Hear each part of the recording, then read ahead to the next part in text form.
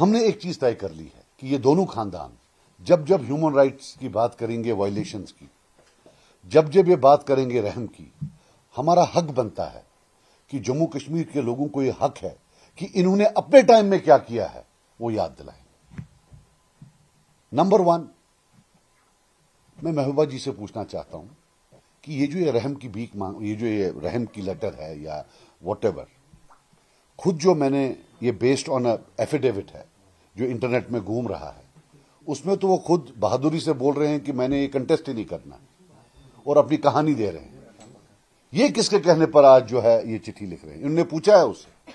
اور سب سے بڑی بات، مان لیجئے کہ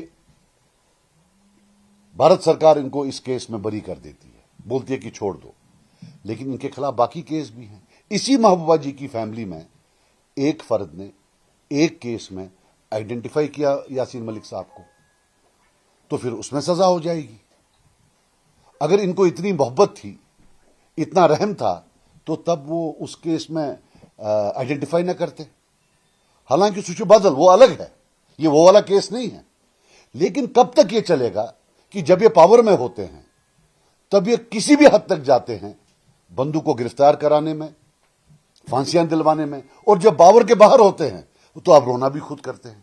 اور اس لیے یہ جو کیس ہے جس میں یاسین ملک پر جو یہ اب یہ پھانسی مانگ رہے ہیں، یہ بائی دی وے 2002 میں فاروق عبداللہ صاحب کے رول میں ہوا ہے۔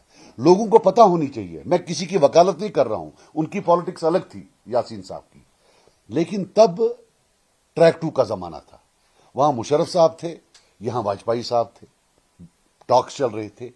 مارکیٹ میں ایک بہت بڑا ایک ریومر تھا کہ شاید حریت لڑے گی، حالانکہ مجھے تب بھی اندازہ تھا اور کچھ پتہ بھی تھا کہ سوال ہی پیدا نہیں ہے، حریت نہیں لڑے گی۔ تب میرے فادر بھی زندہ تھے، تو مجھے پورا یقین تھا کہ نہیں لڑے گی، لیکن مارکیٹ میں ایک بات تھی، اور مفتی صاحب نئے نئے تھے، وہ بھی پریشان تھے، اور فاروق عبداللہ صاحب چیف منسٹر تھے، وہ تو بہت ہی پریشان تھے۔ ان کو طے تھا کہ عمر عبداللہ صاحب پر تاج لگانا ہے۔ اگر یہ کوئی پیس پروسیس ہوئی اور اس پیس پروسیس کے تحت اگر سب لوگ لڑنے لگے تو ان کا کیا ہوگا، تاج پوشی کیسے ہوگی؟ تب شروع ہوا، یہاں کی جو تب کی پولیٹیکل سرکار تھی، انہوں نے سچ جھوٹ کر کے اتنے کیس لگا دیے ان کے پیچھے تاکہ پورے ہندوستان میں ان کی چھوی خراب ہو۔